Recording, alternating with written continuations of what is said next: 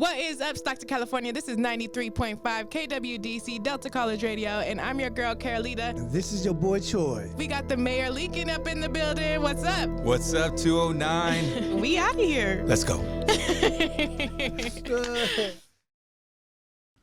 What's up, Stockton? You're listening to 209 Talk on 93.5 KWDC Stockton.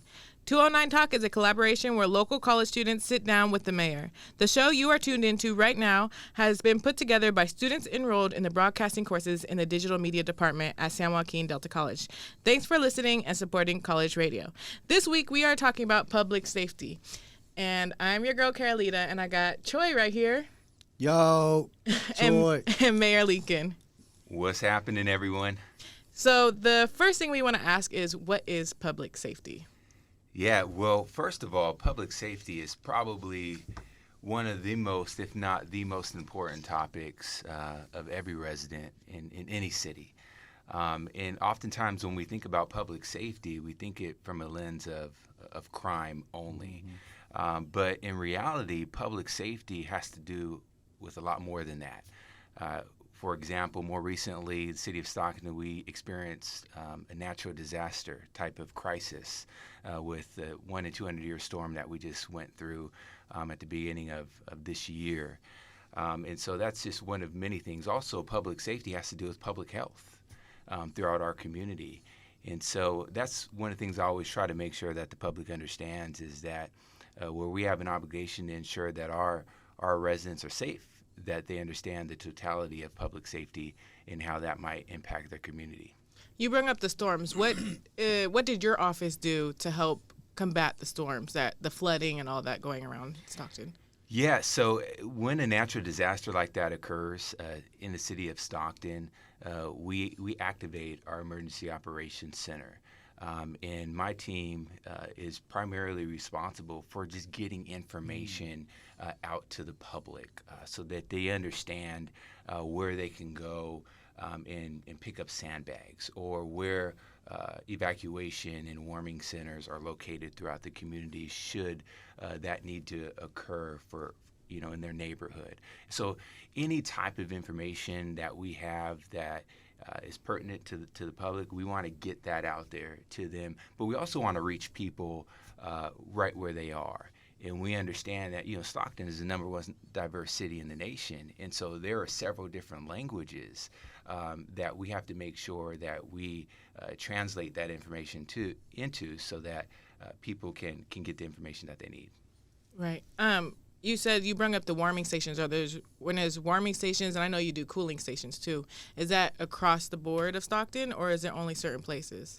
That's across the board in Across Stockton. the board, so there's multiple areas? Absolutely, because we have community centers all throughout the city. Mm-hmm. And so what we do is we activate those community centers in the summer as cooling centers, in the winter as warming centers. Can anybody go there, or is it like a certain... demographic, right? Anybody can go there. The beautiful thing about the city community centers is that they're open to the entire public. Why should we prioritize safety in this community?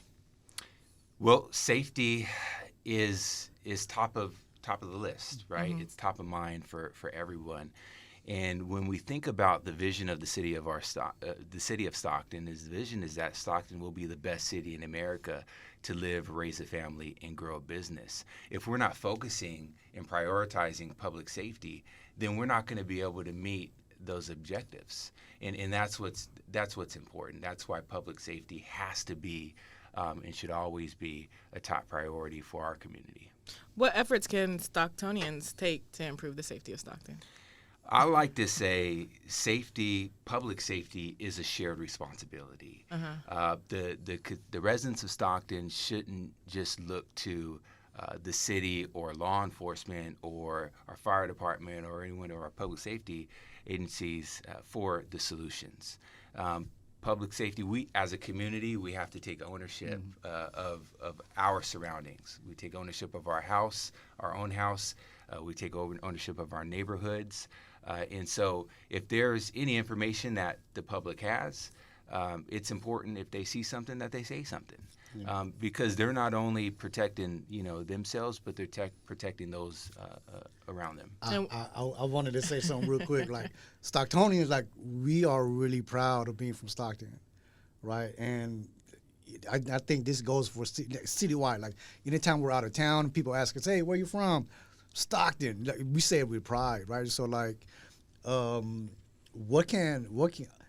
can our community feel more feel like having, I think I'm getting it twisted here, but like, how can we be more invested in our community? Because we know that your office does a lot, right? And so how can the community be more invested, take more action? Invest back into the community. Yeah. Yeah, and take ownership from a public safety standpoint, right? So there is this beautiful thing called an app that the city of Stockton has. It's called the Ask Stockton app. Everybody has a cell phone. Almost everybody has a cell phone, a smartphone, and has the ability to download this app in their Google Store or their Apple Store. So it's important that we download the app, because when we're talking about and describing public safety earlier, there's different elements, right? There's like traffic safety. There's and with that, there's potholes, right, throughout the city. There's speeding that takes place throughout the city. There are abandoned vehicles. There are certain areas that have blight throughout the community. And so all these have public safety impacts. But with that app, what our residents can do is they can essentially create a work order for the city of Stockton. It's simple. They just take a picture of it, they submit the request, maybe a brief explanation, and the city has to respond, right? And so imagine if, of a city of 322,000 people, if 200 of those or 150,000 people were taking ownership through that app, and if they see something in the community, that they report it to the city of Stockton, and then that way we can address it. Because at the end of the day, we want to beautify our city, right? Just like our homes, our house, our yards, we want to take care of what we own. Well, listen, we all have a stake in the city, and so this is an opportunity for us to exercise our voice through action for the betterment of our community. I think it's speaking on what you're saying, like call in, people can take a picture and send it in. That for some reason it made me think of all the fires that go around during summer. So do you guys, if we took a picture of like grass that's growing that looks overgrown and dry, could we take a picture of that as well? Absolutely. Okay, because that's the most dangerous thing I see. So basically, you could take a picture of anything that could pose potential risk and harm. Absolutely. Yeah. Oh, okay. For some reason, I don't know why it's just fires. I think that's dope, though. I think not a lot of people know. Do a lot of people know about that? A lot of people don't know about it. Do you know the percentage of how many Stocktonians are on that? I don't know the percentage. We could look into that. I don't know the percentage, but everywhere I go, and whoever when I talk to groups, they have like an aha moment because they didn't realize that. I'm having an aha moment right now. Yeah. That's actually very cool. So we want to get into the deep part of this conversation. That's crime in Stockton. So like a big thing, there's a lot of misleading stuff that goes on with the crime in Stockton. Like they say it's the most dangerous city in the United States, all this stuff. What do you think the most important is, the most misleading about Stockton? If that makes sense. That question was kind of off. What do you think is like, what do you want to combat when it comes to the misleading? Or I think maybe what you're talking about is like the stereotypes. Stereotypes that come out of Stockton. That Stockton have, right? Yeah, like being the most crime-ridden. Right. Because when people think about Stockton, first thing is violence, right? And so, what do you think about that stereotype of Stockton? I don't accept it because that's a narrative about our city, and that narrative doesn't define who we are as Stocktonians. That narrative typically comes from the outside in for the city. Anybody who lives in this city, yeah, we know we deal with crime, we deal with violence. It's no different than any other community throughout the nation. In fact, communities that have similar sized population have 2 or 3 times the law enforcement presence, and 2 and 3 times, if not more, the amount of crime and violence and homicides in their communities, right?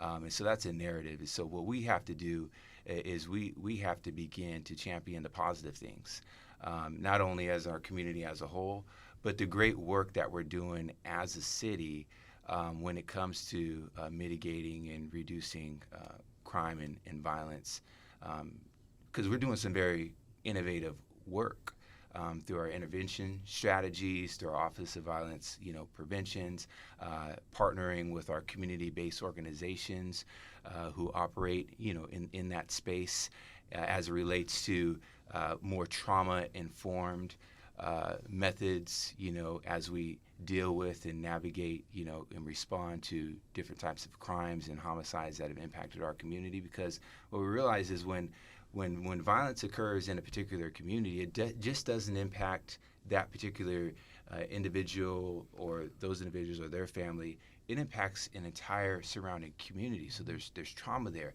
So we have to continue our work in the city of Stockton to make sure that we're engaging those communities. We're making sure that those communities have the access to the resources, or even just aware of the resources that are available to them to help them take the next step, toward healing and whatever that situation may have been. Oh, I totally agree. There was a phrase you said, trauma-informed methods, right? For those who are listening who may not know what that is, can you expound a little bit on that? Yeah, we all deal with a certain level of trauma in our life based off of our upbringing or what we've been exposed to. There's a term called ACEs, right? Adverse childhood experiences that help us identify, what type of trauma that has impacted us.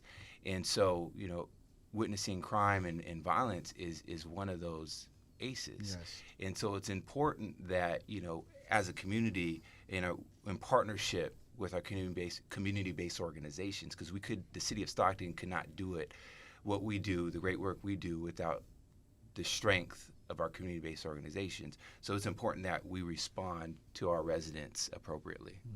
You brought up that our cops, there's less cops than we have the same city capacity as other cities that have the same capacity. What do you think is leading to us having less cops on the street?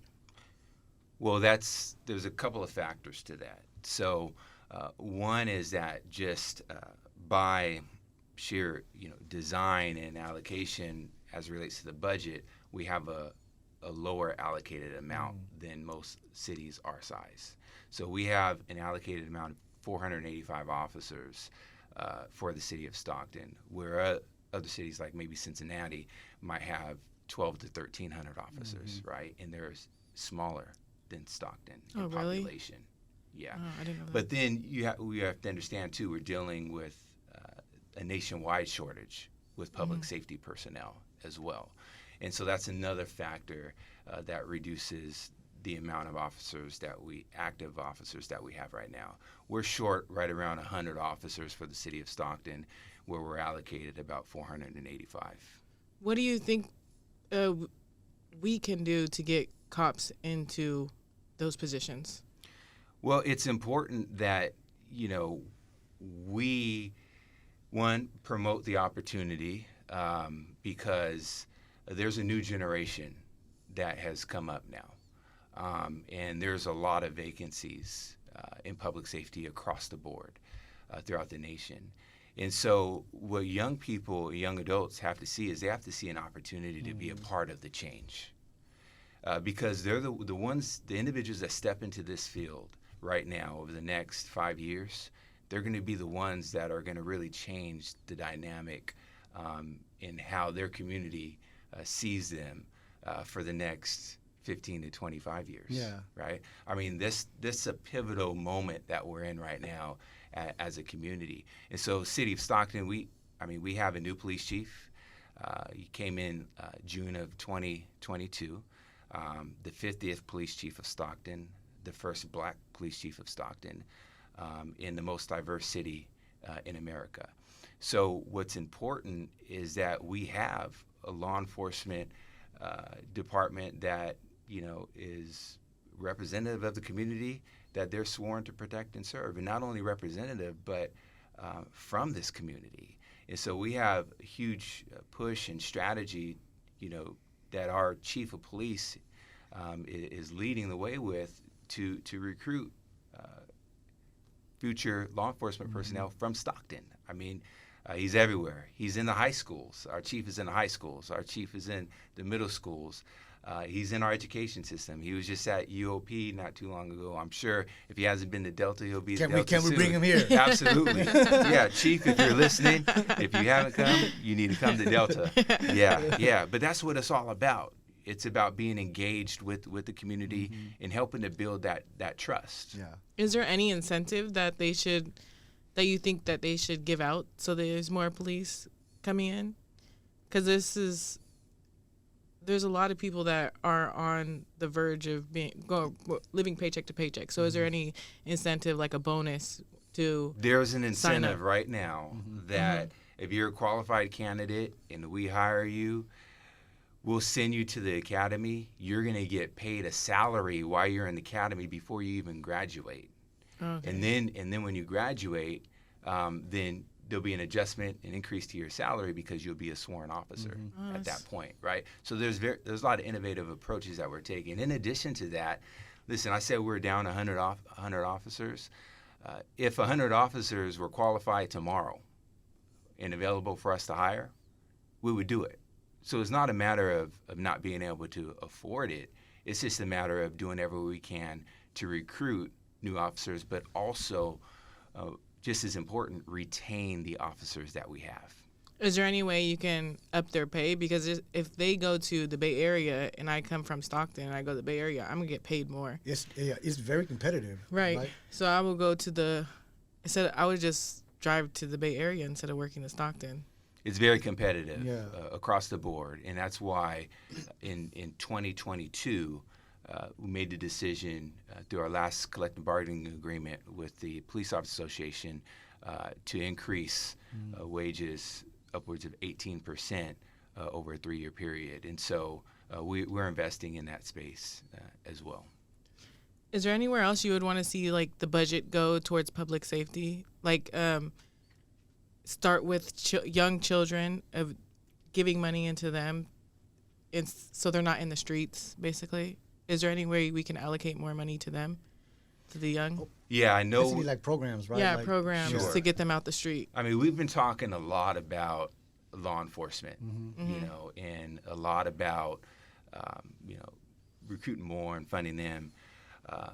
But what's just as important are the community-based programs, policies that we put in place and initiatives that are going to mitigate and prevent crime from happening in the future by making those investments into communities and into youth and young adults. It's absolutely critical that for us to do that. Yeah. So there's a couple of ways we do it. One is there are a few different tax measures that we have. One in particular that are all currently in place, but one in particular is a Strong Communities tax measure that focuses on libraries and recreation for youth as well, and different various activities. We have community development block grants that are available throughout the year for nonprofit organizations that focus on public safety and youth development. We pour a lot of resources in those spaces. I'll tell you, just not to knock the youth of today, but they're not the same as they were back then, right? And I say that to say is that the youth, today, how the way things are in this day and age, it just seems like the first instinct, right, is not to just talk of, Violence. It's violence, and yes, we need our cops on the streets. We need law enforcement on the streets, right? But we also need programs that can mentor, that can nurture, right? Because there's a lot of trauma. We talked about trauma earlier, Trauma, right? and the parents Yeah. are not at home because they're working so many hours, so Either they don't. working or a split family or Yeah. anything. Kids you know? are really taking care of Yeah. themselves, doing And what is so, it? yeah, kids are hurt these Yeah. days. So they feel like their parents don't worry about them and all Yeah. that. Yeah. So is there any programs, like you said programs, but I'm thinking more of sports. Like thinking of youth, they would rather be in sports, dance, all that stuff. Everybody want to be a rapper. Or a rapper, like even a studio at the library, even putting a studio at the library so they become podcasters, having teachers there. I think that would be a good thing in Stockton. The beautiful thing about Stockton is that there's a lot of talent Yes. that comes from Stockton. Rappers, Haiti poets, baby, athletes. Brandon Leaks. Right. I mean, there's a lot of talent that comes from Stockton, and a lot of that talent that's from Stockton is reinvesting back in Stockton and reinvesting in the youth of our community, because Stockton is we're a young city. I say this frequently. The average age of a Stocktonian is 39 years old. Oh, really? Over half of our city is under the age of 35, and 30% of our community is under the age of 18. So not only are we young, but we're going to be young for a while. So it's incumbent upon all of us as a community to invest in that next generation, do everything we can so that we can expose them to opportunities, because a lot of times you don't know what you don't know. Yeah. Especially, and oftentimes we're a product of our environment until somebody comes into our space and mentors us or shows us another way. Right. Yeah, I can't be what I've never seen. That's right. Right. How is public safety on campus schools, like high schools and middle schools and all that? How is that public safety going? So each school district in Stockton is supported by 4 different school districts. You have Manteca Unified, Lincoln Unified, Stockton Unified, and Lodi Unified that serves the students of our city. They all have primary responsibility for jurisdictional responsibility for public safety for their districts. What the city of Stockton does is we've made it a council legislative, a priority for us to work with our educational partners. And so what we do is we contract certain school resource officers at some schools. Now, Stockton Unified School District has their own sworn officers, their own Department of Public Safety. But it's important that our chiefs, all the chiefs for the school districts, even Delta College has their own chief, and UOP has their own chief, that they work together, and they do work together. Just one thing about the city of Stockton is that there's a lot of collaboration. There was a stabbing here at the high school at Stagg. A young teenager was stabbed to death. Was there any change in how the police that area or any area in Stockton? Or policy changes? Yeah, that came out from that. There were some internal SUSD policy changes that took place. I can't speak to those policy changes, but yeah, there were changes there.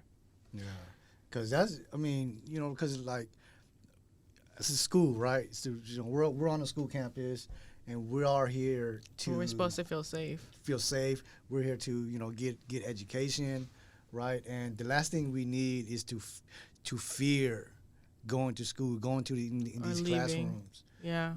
And a kid should never have to, go to school thinking, will I make it out home. of, at 3:00? Am I still gonna be alive? Right. And that's the last thing we should be thinking about. So it's like,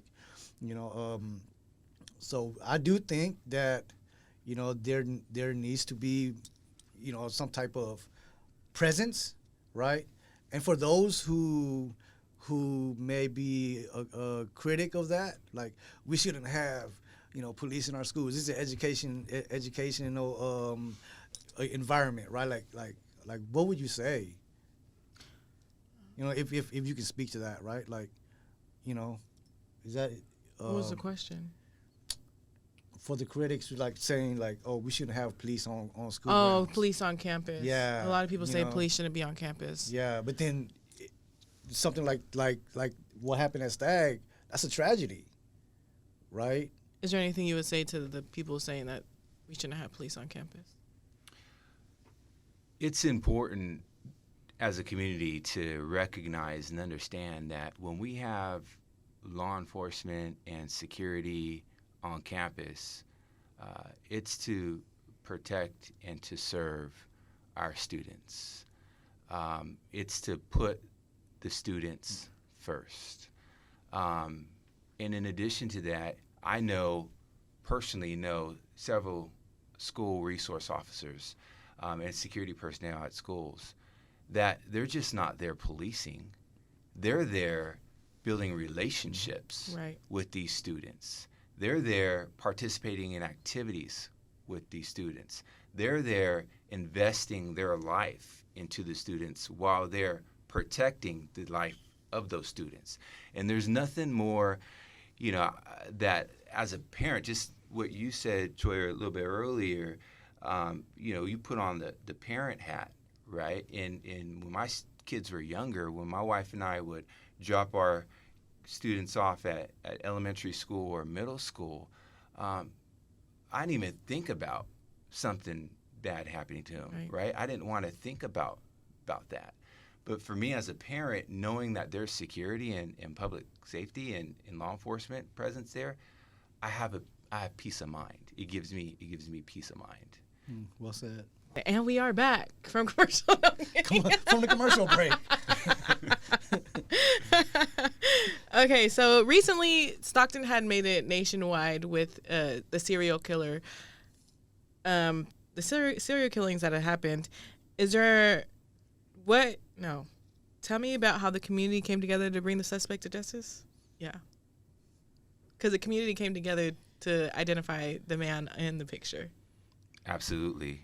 What the city of Stockton was able to do at the end of last year in the apprehension of the suspected serial killer was nothing short of miraculous. These types of cases don't typically get solved in weeks and months. It takes years and decades. And that speaks to the collaboration of multiple law enforcement agencies, but more importantly, what ultimately led to the arrest and apprehension of the suspect was the information that the community provided. I said our police chief, he came in June of last year. He was put to the test and put to work almost right immediately. Away. Almost immediately. He Absolutely. didn't get a pause. Yeah. Not at all. There was no honeymoon period for him. But what made the difference was that the fact when he came in to the city of Stockton, he came in building relationships with the community right away. He came in as a chief that for everyone in Stockton. And that made the difference because when there was the call to action for the public, they stepped up because that rapport and that trust was being built there. And that's what I talk about, the residents of Stockton taking ownership from a public safety standpoint. If you see something, it's important, again, to say something. You can report it, calling 911, our non-emergency line, Stockton Crime Stoppers. You could submit an Ask Stockton ticket, work order through the app, but there's several different methods. But the key is, if you have information, put it out there. Listen, Stockton, one of the beautiful things about Stockton is the interconnectedness of our community. We've experienced a lot of growth in our city over the last 3-4 decades. That may seem like a long time, but it really isn't. We've experienced a lot of population growth. What that means is that there's still a lot of generations that are here that are connected. So how does that tie to public safety and what we're talking about right now? Because of the interconnectedness of Stockton, if somebody has committed a crime in this city, somebody else knows about it. Somebody else has some information. So don't let your voice be silent, because together we're going to change the narrative of our community as it relates to public safety. Yeah. So my sister was actually a witness to something that was very dangerous in the city, and she didn't get any call back from the PD or anything type of I mean, they didn't even call to see like what she's seen. So I was wondering what she can do to complain about that or ask about that. This is another opportunity for the community to engage our Ask Stockton platform and submit a work order. Because what that does is it creates a record of communication, another record of communication, which leads to transparency. And that's what we're all about for the city of Stockton is we want to be a transparent government, good, bad, and indifferent. You know, Right. if we're not doing something right, we want to take ownership of it and we want to correct it. And there's also an opportunity through Ask Stockton to access the complaint line as well for constituents and residents of Stockton to actually complain about a service experience with the city of Stockton. Right. It's all about transparency, and that's what we're committed to. Yeah, because it was so bad. My parents actually went up to BD because they didn't want anything happening to her. Yeah. Because she was a witness. So they actually went up to the police department and was like, y'all gonna do something? And Hey, listen, this is their city. This is your parents' city. This is your sister's city. This is every one of our cities, right? And if we don't feel like we're getting a proper response, there's no issue and no problem with exercising your voice. right. And there's multiple ways to do that because you're the ones, you know, everybody in this city, we all pay our taxes. Right. Okay, we all expect a certain level of service. As an elected official, when the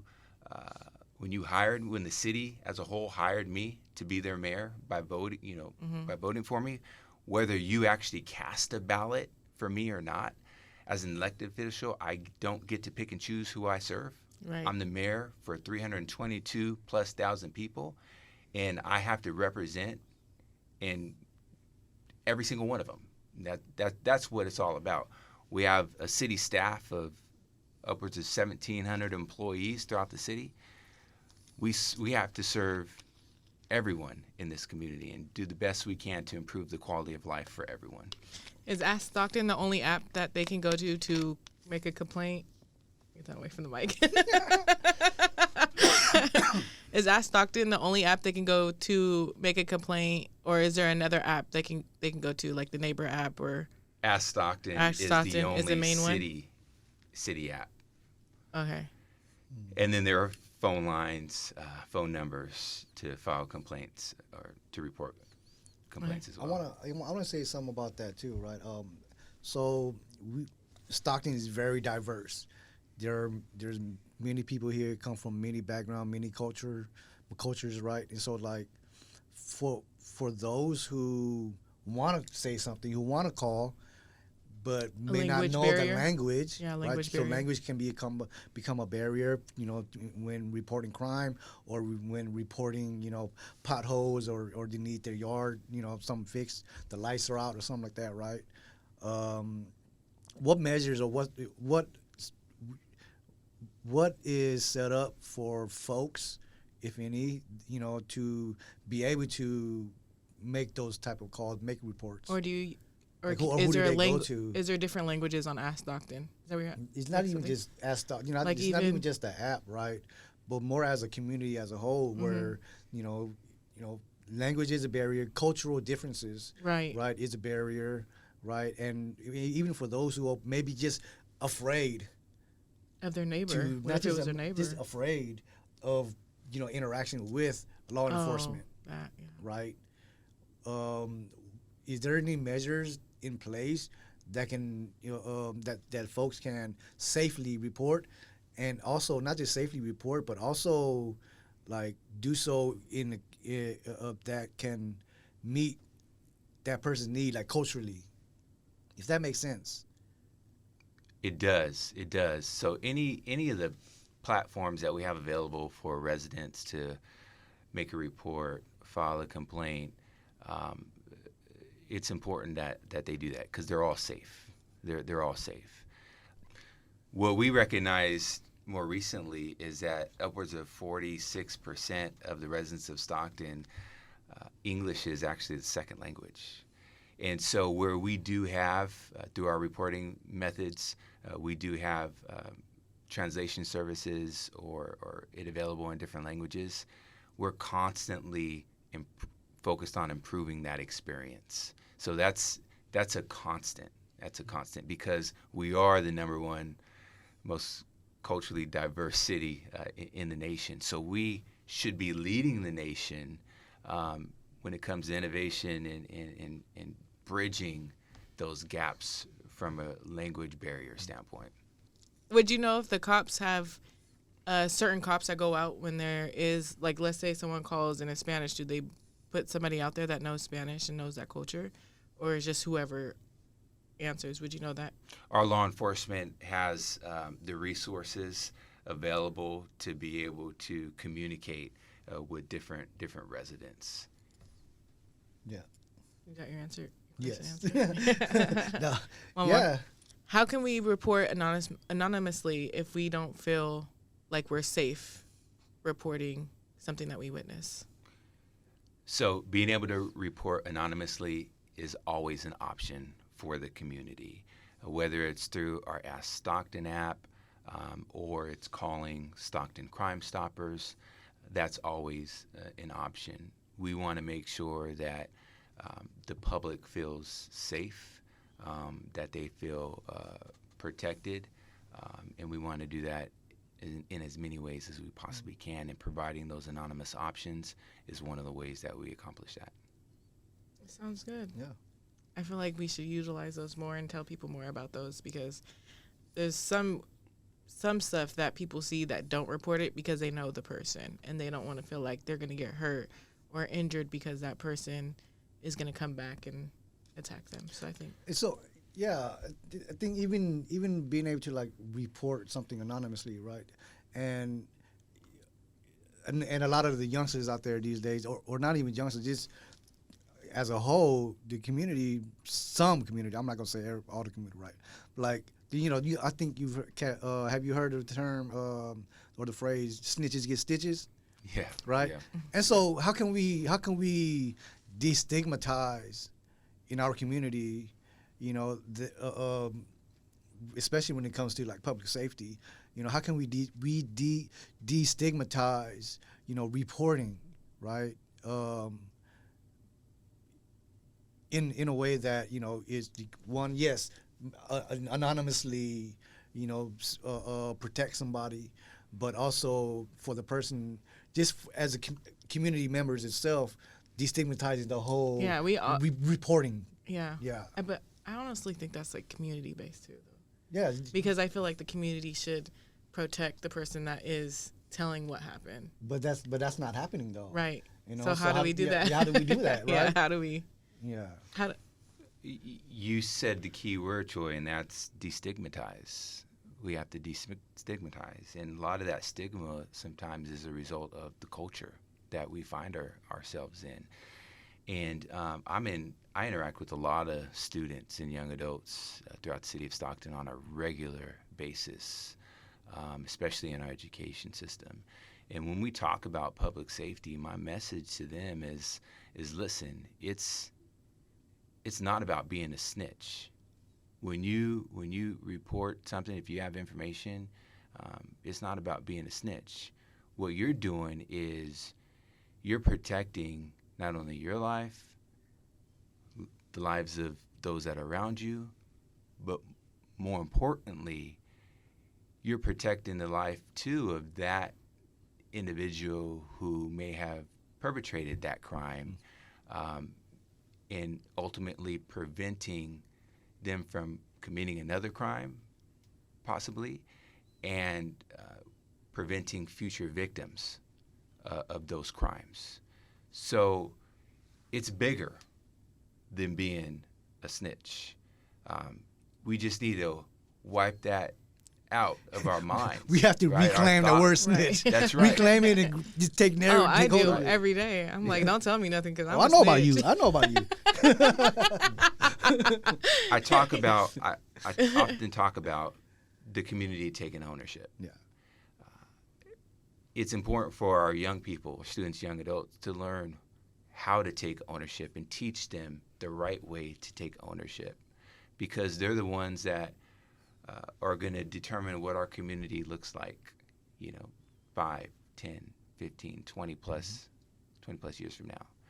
And I can't ask somebody to take ownership if I don't empower them with certain information in the tools, the resource, in the pathway to take that ownership. And that's what we're talking about right here. And I think that's what's so powerful about this D-Media 209 Talk conversation on public safety, is because when we're talking about the hard issues of our community, we're also talking about real empowering solutions that give our residents and those who are listening to this podcast a complete paradigm shift and a new way of viewing public safety in their community. That was 209 Talks. Thank you for listening. This has been a pleasure, Nicole and Troy. Looking forward to doing it again. Yeah, absolutely. You got to tell them about the Spider-Man effect, too. The Peter Parker saw something, and then he didn't say nothing, and then it came back and killed his uncle. That's what happened to Spider-Man. Anyways. You nerd. You got to tell young adults that. The Spider-Man effect. 209 Talk has been a production of KWDC 93.5 LPFM, Delta College Radio. This program is made possible by listeners like you. Programming is produced by the students, staff, and faculty of San Joaquin Delta College's Digital Media Department. It is supported by the Delta College Department of Arts, Humanities, and Multimedia, the Career Technical Education and Workforce Development Office, and the State of California. This is a collaboration with the City of Stockton Mayor's Office. Thank you for listening.